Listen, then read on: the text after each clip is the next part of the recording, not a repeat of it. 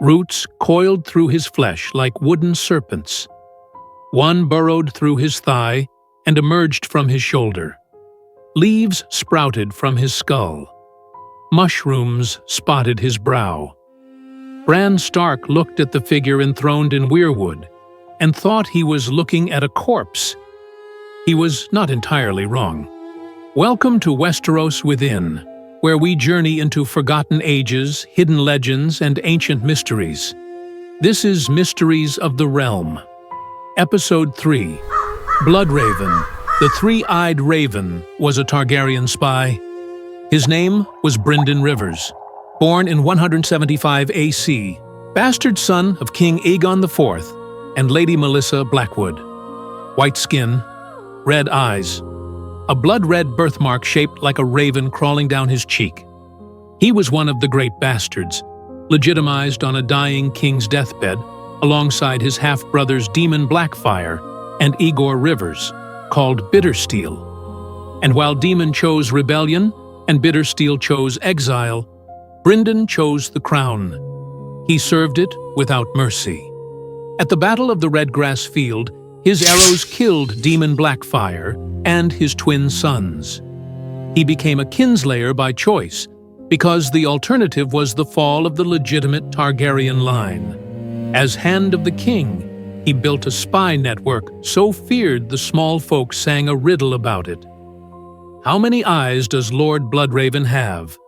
1,000 eyes, and one. He crushed conspiracies before they began. He violated guest right to execute a Blackfyre pretender, and accepted exile to the Wall without complaint. He became Lord Commander of the Night's Watch, and then, around the age of 77, he vanished beyond the Wall. Nearly 50 years later, a crippled boy from Winterfell found him beneath a frozen hill, fused to the roots of a weirwood tree, with one red eye still open in a ruined face. That much is recorded history. But here is the question that haunts everything that follows. Brynden Rivers devoted every breath of his mortal life to one cause: the survival of the Targaryen dynasty. He bled for it. He killed for it. He sacrificed love, honor, and freedom for it. And then he gained the most powerful tool any man has ever held: the Weirwood network, a web of roots reaching across the realm and through time itself. Did he stop? Did the most relentless Targaryen loyalist in the history of Westeros simply lose interest the moment he gained the power to pursue his cause across centuries? Or was the three-eyed raven still, in some quiet and terrible way, a Targaryen spy? That is what we are here to investigate. The simplest answer is that he left the game behind entirely. That he gave up dynasty, identity, even his humanity, not for the Targaryens, but for the realm itself. That he merged with the Weirwood to watch for something far older and far more dangerous than any pretender to the Iron Throne: the dead. He brought Dark Sister to the Wall, a Valyrian steel sword, one of the few weapons known to kill a White Walker. He traveled north alongside Maester Aemon, another Targaryen who chose duty over dynasty. And when the time came, he went beyond the Wall not as a deserter, but as a man deploying himself to where the fight would matter most.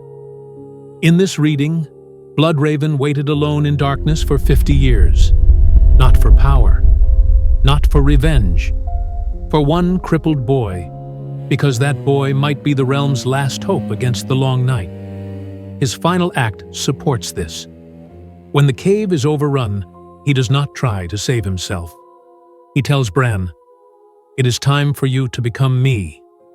And he dies protecting his student, not his throne, not his legacy. That reading is clean. It is noble. And in this world, clean answers should make us suspicious. Because there is another way to read every piece of evidence. When Bran arrives in the cave, Bloodraven does not greet him with warmth. He greets him with a confession: "I have watched you for a long time. watched you with 1,000 eyes and one.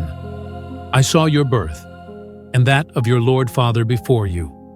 I saw your first step, heard your first word, was part of your first dream. And then, I was watching when you fell. He watched a 7-year-old boy get pushed from a tower window. He saw it coming. He did nothing, unless the fall was the point. A walking Bran would have become a knight, or a lord, or a soldier.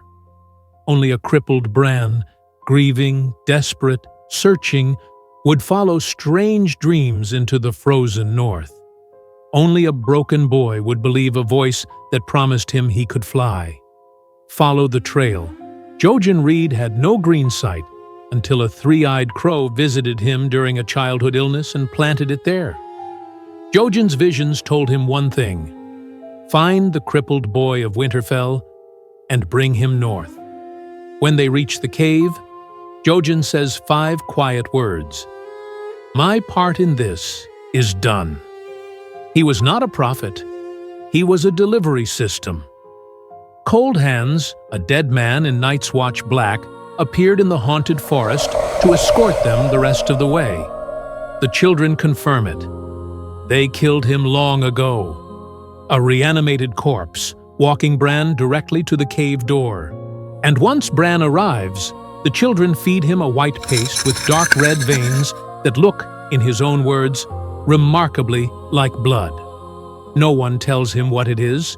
No one explains what it will do. After eating, Bran is bound to the Weirwood network, seeing visions of blood sacrifice stretching back thousands of years.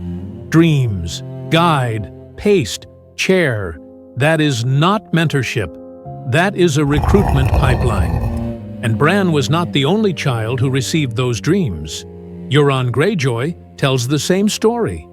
When I was a boy, I dreamt that I could fly. His sigil is a red eye on black. Some believe Bloodraven reached for others before Bran. Some may have been discarded. One may have become a monster. So if Bloodraven is a manipulator, if he engineered Bran's arrival step by step, then the next question becomes the most dangerous one of all. Manipulating for what? This is where our investigation earns its title. Because if you trace the threads backward, they all point in one direction: the dynasty. Some believe Bloodraven may have sent visions to a young prince named Rhaegar, filling his mind with prophecy, driving his obsession with the prince that was promised. Rhaegar's sudden transformation from bookish scholar to warrior prophet mirrors exactly what green sight dreams do to those who receive them. And what did those visions drive Rhaegar toward? Lyanna Stark, a union of ice and fire. A child who would one day be known as Jon Snow. Targaryen blood and Stark blood in one vessel. Raised in Winterfell beneath the oldest weirwoods in the north, surrounded by the old gods at every stage of his life. If Bloodraven planted the prophecy, he may have set in motion Robert's rebellion, the fall of the Targaryen dynasty, and the birth of Jon Snow. Not as tragedies, but as moves on a board only he could see. Was Rhaegar a visionary, or a man haunted by someone else's dream? And then Bloodraven chose Bran, Jon Snow's own brother, as his successor. A Stark with First Men blood powerful enough to fuel the Weirwood network. A boy who would one day sit a throne, carrying Bloodraven's teachings and perhaps something of his consciousness with him. The bastard who killed his own kin for the crown may have placed one final piece on the board a century after the game should have ended. But there is a reading darker still, one that turns the whole investigation on its head. What if Bloodraven is not the chess player at all? What if he is just another piece? Look at his body. Roots through living flesh. Leaves from his skull. A root where his eye used to be. Leaf confirms it. Most of him has gone into the tree. And deeper in the cave, Bran finds others. Skeletal figures in nests of weirwood roots. Previous green seers, further along in the process, almost entirely consumed.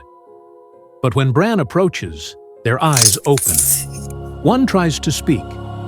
How many have sat in that chair over the centuries? How many were promised wisdom and given a cage instead? The children of the forest are a dying species. Leaf says so. Gone down into the earth, into the stones, into the trees. This is our long dwindling. And when they were dying before, when the first men were burning their groves and driving them toward extinction, the old tales speak of desperate measures. Men bound to weirwoods, dragonglass pressed into living flesh. Ancient magic used to reshape human beings into something terrible that could not be controlled. If the children once turned men into weapons using weirwood magic, what would stop them from turning green seers into fuel? Leaf tells Bran something else, something that changes the meaning of every prayer ever whispered before a heart tree. She says that when singers die, they become part of that godhood. The old gods, the gods the Starks have worshipped for thousands of years, may not be divine beings at all. They may be the accumulated consciousness of every dead green seer and singer absorbed by the Weirwood network over millennia. Every carved face on every heart tree was once a person. When Ned Stark knelt before the Weirwood in Winterfell and whispered his fears, he was not praying to abstract gods. Something was listening, something with 1,000 eyes, and one. And there is one final thread that refuses to resolve. In the books, Bran's guide appears in dreams as a three-eyed crow. Not raven, crow. When Bran finally reaches the cave and calls Bloodraven the three-eyed crow, the old man pauses. "A crow?" he says, as though hearing the name for the first time.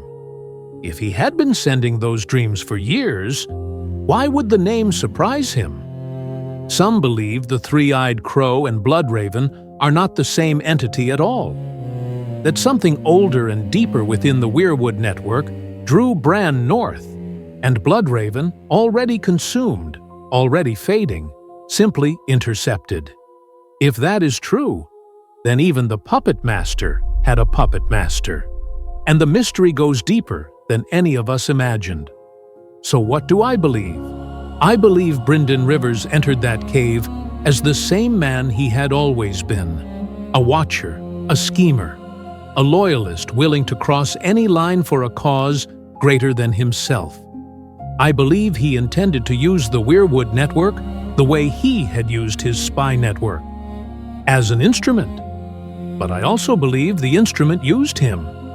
The Weirwoods do not serve. They consume.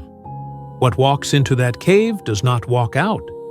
And whatever Bloodraven intended when he first sat in that chair, what he became over 50 years of roots growing through his body, was something more and something less than the man who entered.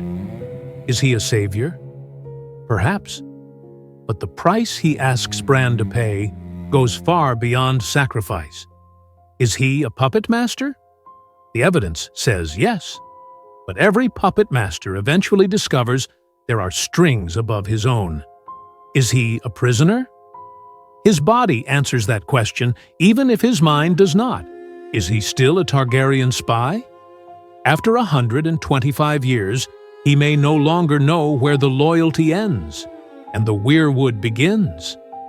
The truth may be all four at once. A man who sacrificed everything to save the world, who manipulated children to achieve it, who was consumed by the very power that made it possible, and who, after more than a century in the dark, can no longer tell where Brynden Rivers stops and the tree begins. So tell me this: what is Bloodraven, savior, puppet master, prisoner, or spy? Write it in the comments. I read every theory. And if you want to be here when we unravel the next mystery, subscribe to Westeros Within and join me for for the next chapter.